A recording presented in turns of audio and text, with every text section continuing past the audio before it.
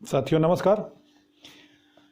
जैसा कि आपने पिछले वीडियो में देखा, लेखपाल के सिलेबस के बारे में सारा डिटेल हमने बताया। तो आज हम फर्स्ट चैप्टर मैथ का लेखपाल की तैयारी के लिए या 12th लेवल के जो भी एग्ज़ाम होते हैं उसकी तैयारी के लिए फर्स्ट चैप्टर हम शुरू कर रहे हैं, जिसका टॉपिक है, जिस चैप्टर का नाम है नंबर सिस्टम।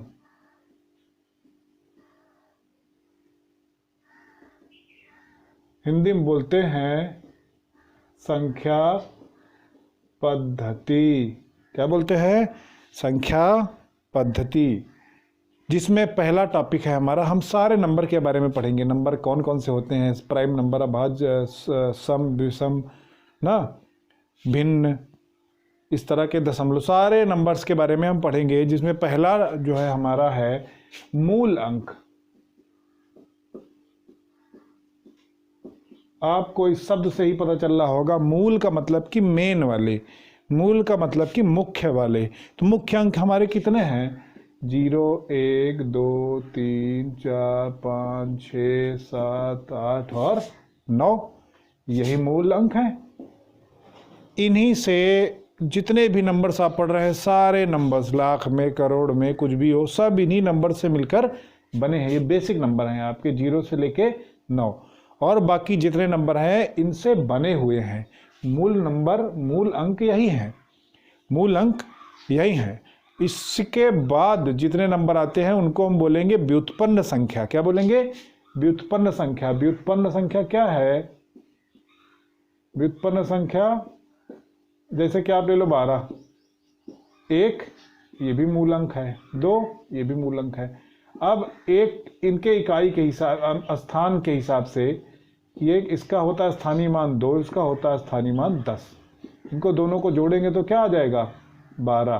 तो स्थानीय मान के हिसाब से नंबरों को, कई नंबरों को जोड़ के, 1, 2, 2 से 3 नंबर, 3 से 10, 20, 50 नंबर के भी बनते हैं नंबर्स। इनको व्युत्पन्न नंबर बोलेंगे। और 0 से लेकर 9 तक जो संख्याएं हैं उनको बोलेंगे मूल अंक। क्या बोलेंगे? मूल अंक। जो इनसे उत्पन्न है उनको बोलेंगे व्युत्पन्न संख्या। थर्ड पॉइंट आता है रियल नंबर। रियल नंबर जिसको बोलते हैं वास्तविक संख्या। क्या बोलेंगे? वास्तविक संख्या के बारे में पढ़ेंगे। रियल नंबर, इसको बोलते हैं वास्तविक संख्या। वास्तविक संख्या का शाब्दिक अर्थ भी तुमको दिख रहा है। वास्तविक मतलब वास्तव में नंबर हो जिसका। अब वास्तविक संख्या भी है, एक काल्पनिक नंबर भी होते हैं। तो काल्पनिक मतलब क्या है? जो कल्पना में है। और आपने कक्षा 6 में पढ़ा होगा, बहुत बेसिक चीज़ में पढ़ा होगा कि एक नंबर लाइन होती है जिसमें मिडिल, जो स्टार्टिंग पॉइंट होता है, जो मिडिल होता है, 0 होता है। उसके बाद संख्या जो है दाहिने तरफ क्या होता है? पॉजिटिव नंबर होते हैं, और बाएं तरफ निगेटिव नंबर होते हैं। आपने पढ़ा है 1, 2, 3, 4, 5, 6 ऐसे करके इनफाइनाइट तक है। इधर 1, 2, 3, 4, 5, -1, -2, -3, -4, -5 ऐसे करके माइनस अनंत तक है। तो कहने का मतलब यह है, रियल नंबर क्या है, वास्तविक संख्या क्या है?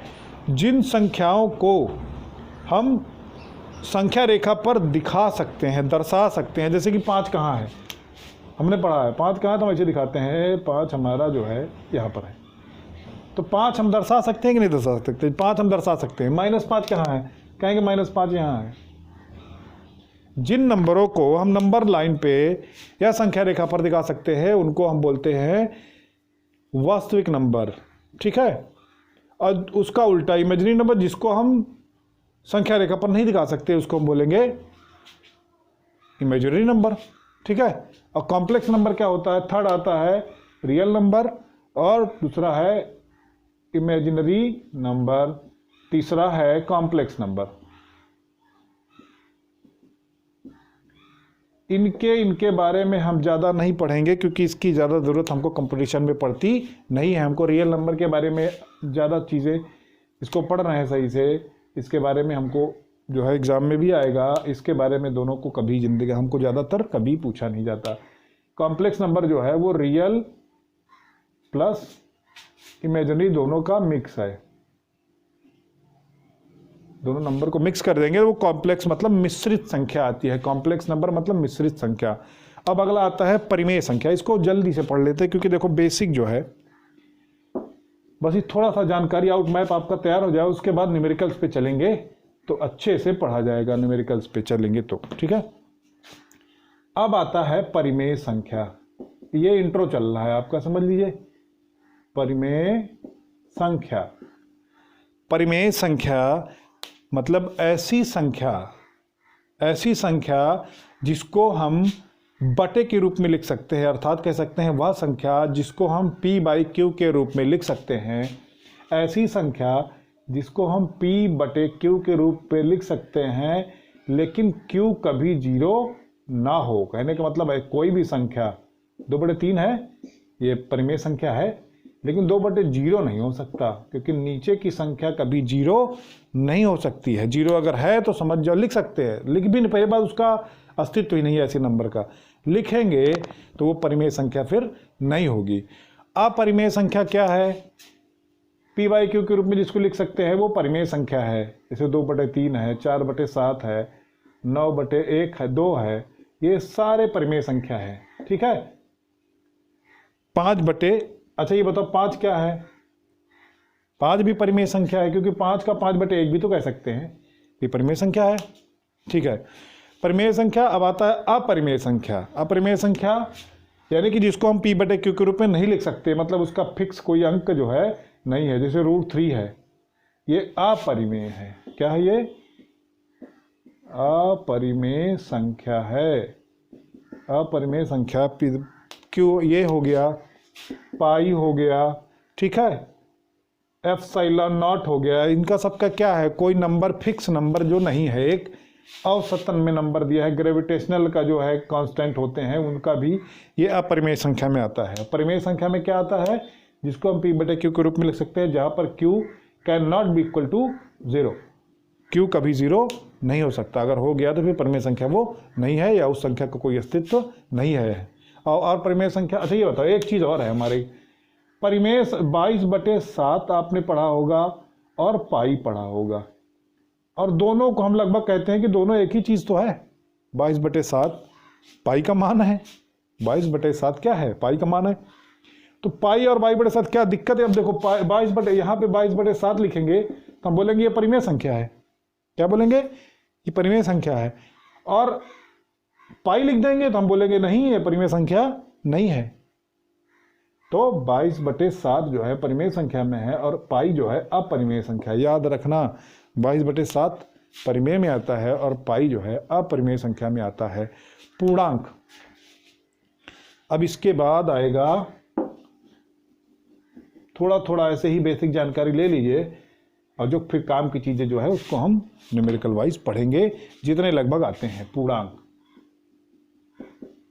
पूर्णांक जो है शब्द से पता चलता है। पूर्णांक मतलब पूर्ण अंक। पूर्णांक मतलब पूर्ण अंक। -∞ से लेके +∞, माइनस अनंत से लेके प्लस अनंत तक जितने भी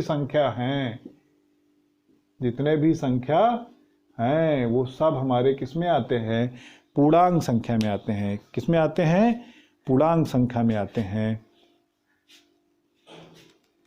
भिन्न संख्या क्या है? इसके आगे आएगा भिन्न संख्या।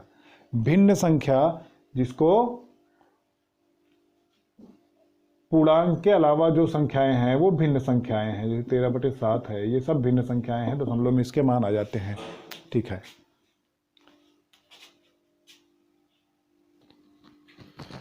अब अगला टॉपिक है, अगला जो हमारा पॉइंट है, अगली संख्या है, ये सब नंबर सिस्टम पढ़ रहे हैं भैया, नंबर सिस्टम पढ़ रहे हैं। उसके एक एक नंबर्स के बारे में हम देखें कितने प्रकार। अब आएगा परिमेय संख्या। क्या आएगा? परिमेय संख्याएं। परिमेय संख्या जिसको बोलते हैं नेचुरल नंबर। क्या बोलते हैं? Natural number. नेचुरल मतलब परिमेय संख्या। नेचुरल मतलब नेचर की। जैसे परिमेय संख्याएं वह संख्याएं, जैसे कि अगर हमारे यहाँ केले हैं, उसको गिनना है, किसी बच्चे को देंगे तो कैसे गिनेगा? कहाँ से शुरू करेगा? 1 केला, 2 केला, 3 केला, 4 केला, 5 केला, ऐसे चलता चला जाएगा। या बोलेगा कि 0 केला, 1 केला, 2 केला, जीरो भी गिनती है, पूर्ण में आती है, लेकिन क्या वो परिमेय में है, नेचुरल नंबर है? नहीं। अगर किसी चीज़ को गिनना है अपने नेचुरल लाइफ में, इसलिए नेचुरल नंबर बोलते हैं इसको, जो रोज़मर्रा की ज़िंदगी में इस्तेमाल होते हैं, तो वो कौन सी गिनती कहाँ शुरू होती है? एक से शुरू होती है कि जीरो शुरू होती है? एक से शुरू होती है। 1 2 3 4 5 एंड सो ऑन, कहाँ तक? इन्फिनिटी तक। क्या माइनस में भी नंबर गिनते हो? क्या कोई संख्या माइनस में? -1 सेब, -2 सेब, ऐसा नहीं है। तो नेचुरल नंबर है वो हमारी 1 से शुरू होती है, अनंत तक जाती है। जीरो नेचुरल नंबर नहीं है, याद रखना। सबसे छोटी नेचुरल नंबर, सबसे छोटी नेचुरल नंबर क्या है? 1 है। सबसे बड़ी ज्ञात नहीं है। सबसे बड़ी नेचुरल नंबर कभी तक ज्ञात हमको नहीं है।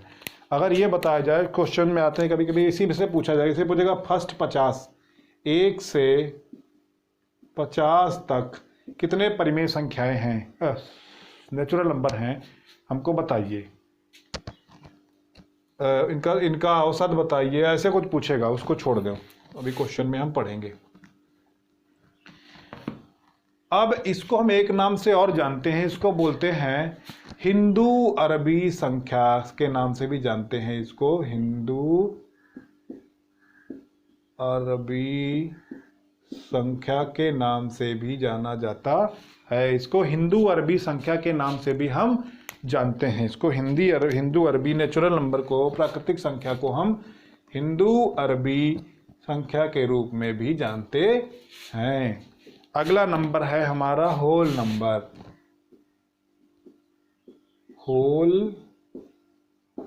होल नंबर मतलब पूर्ण संख्याएं। होल नंबर मतलब पूर्ण संख्याएं।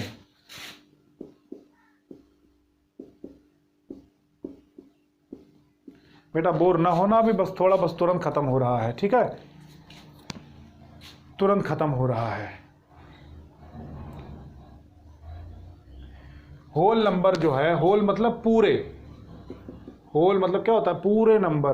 पूरे नंबर क्या है? अभी नेचुरल नंबर में तो सब नंबर आ गया, लेकिन जीरो छूट गया था, तो यहां पे क्या होगा? 0 1 2 3 एंड इन्फिनिटी तक, मतलब पूरा नेचुरल नंबर है। नेचुरल में अगर जीरो और ऐड कर देते हैं तो ये हमारा पूर्ण संख्या हो जाएगा। नेचुरल में अगर हम जीरो ऐड कर देंगे तो क्या हो जाएगा? पूर्ण संख्या हो जाएगा। कहने का मतलब सबसे छोटी पूर्ण संख्या 0, सबसे छोटी पूर्ण संख्या 0, और सबसे छोटी प्राकृतिक संख्या 1, सबसे छोटी प्राकृतिक संख्या 1, और सबसे छोटी पूर्ण संख्या 0। अब आते हैं प्राइम नंबर पढ़ेंगे। प्राइम मतलब अभाज्य।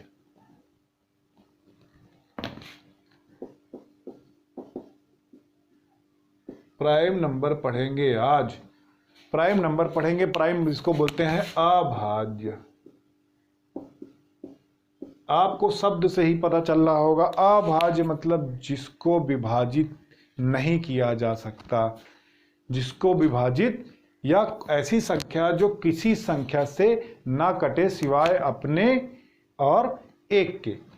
ऐसी वह संख्या जो एक से और स्वयं से विभाजित होती है और किसी तीसरी संख्या से विभाजित नहीं होती, उसको बोलते हैं अभाज्य संख्या। तो क्या एक अभाज्य संख्या है? एक अभाज्य संख्या है? अगर देखा जाए तो एक भाई स्वयं से कट रहा है और किसी संख्या से नहीं कट रहा। चलो, दो किससे कट रहा है? एक से कट रहा है और 2 से कट रहा है, स्वयं से। 3 1 से और 3 से। 4 1 से, 2 से, 4 से। अब तो आपको यहां पता चलेगा अभाज्य किसको कहेंगे। जो हमने बताया हेडिंग में कि अभाज्य ऐसी संख्या जो बस एक से या स्वयं से विभाजित होती है और किसी तीसरी संख्या से विभाजित नहीं होती, उसको बोलते हैं अभाज्य संख्या। तो कौन सी अभाज्य में होगी, कौन सी नहीं होगी, आप यहां से क्लियर कर सकते हैं। एक का क्या है? एक से विभाजित होती है, और कोई दूसरी संख्या स्वयं क्या है? स्वयं भी एक है और एक भी एक है, तो ये अभाज्य संख्या में हमारा नहीं आएगा, पूर्ण संख्या में आएगा। अभाज्य संख्या में एक नहीं आएगा। इसके 3 हो गए ये अभाज्य संख्या। इस कहने का मतलब कि अभाज्य संख्या कौन सी, 2, 3, 5, 7, 11, 13 ऐसे करके ये सब अभाज्य संख्याएं हैं। इसमें एक चीज आपसे और पूछ सकता है कि अभाज्य संख्याएं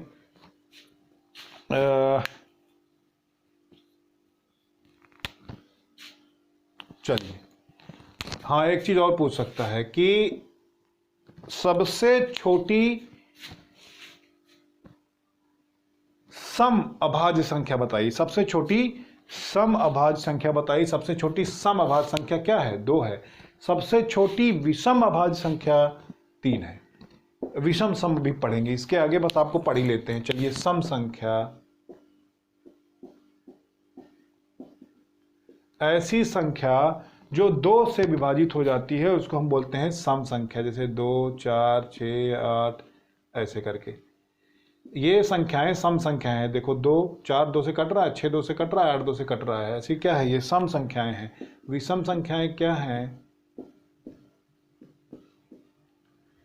विषम संख्याएं कौन सी हैं, विषम संख्याएं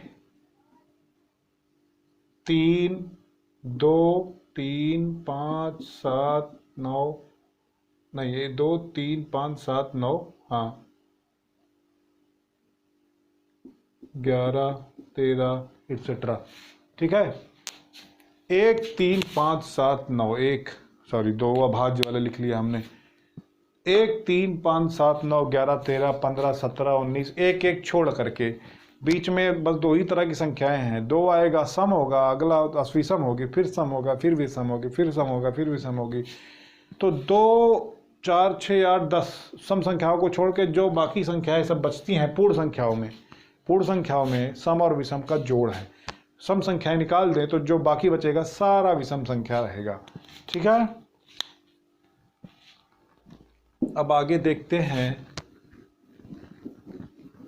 सम संख्या हो गया, विषम संख्या हो गया, अभाज्य संख्या हो गया। अब आता है पूर्ण वर्ग, पूर्ण घन, ये सब छोड़ देते हैं। अभाज्य संख्याएं, चलो देखते हैं अभाज्य संख्याएं। भाज्य संख्याएं क्या है, अभाजित हो गया।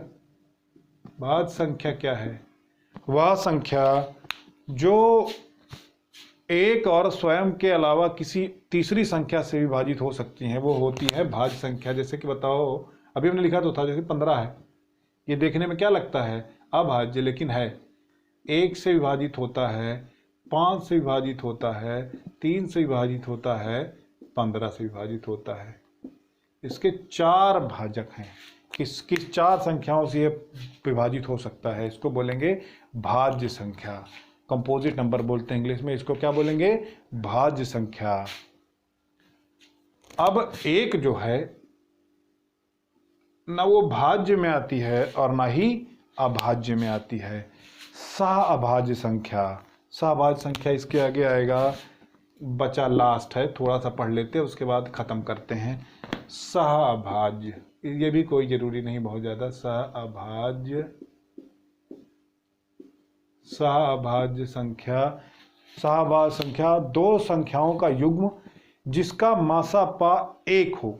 मतलब ऐसी 2 संख्याओं का युग्म जो 1 से विभाजित होता हो और किसी से विभाजित ना होता हो। जैसे अब यहाँ पे ले लो 2 और 7, 2 और 7 को मासापा लोगे, 7 को विभाजित करोगे, 2 3 6, 1 बचा, 1 को फिर 2 1 से भाग दोगे, 2 में 1 दुक्के 2, 1 से कट रहा है। किसे कट रहा है, मासापा कितना आया, HCF 1 आया। मतलब ऐसे संख्याओं का युग्म जिसका HCF 1 है, जिसका मासापा 1 है, या कह सकते हो कि ऐसी संख्याओं का युग्म जो 1 के सिवा किसी दूसरी संख्या से नहीं कटती हैं। जैसे कि ये 2 से कट जाएगी, ये 2 से नहीं कटेगी, ये 7 से कटेगी, ये 7 से नहीं विभाजित होगी, 1 से ये भी हो जाएगी, 1 से ये भी हो जाए। तो ऐसी संख्याओं का युग्म जो 1 से विभाजित हो या जिसका HCF 1 है, उसको हम बोलते हैं सहअभाज्य संख्या। और अब जनरल चीज़ें हम देखिए, जनरल चीज़ें हमने पढ़ लिया नंबर सिस्टम का। ये बहुत ज़्यादा, ये थोड़ा बेसिक होता है। मान लीजिए बहुत लोगों को तो पता होता है, 80% लोगों को पता होता है कौन संख्या क्या है। अब अगले वीडियो में कल हम पढ़ेंगे इसमें किस प्रकार के क्वेश्चन बनते हैं। छोटे क्वेश्चन से शुरू करेंगे, फिर उसके बाद धीरे धीरे आगे बढ़ेंगे। ठीक है, तो देखते रहिए हमारा channel Bharat Bharati study corner, regular पढ़िए। और लेखपाल की और सारे वैकेंसी जो टीईटी की आने वाली हैं परीक्षा, लिखित परीक्षा आएगी अभी टीचर की, वो सारी चीज़ों की तैयारी करने के लिए आप पढ़ते रहिए, देखते रहिए हमारे चैनल भारत भारती स्टडी को। धन्यवाद।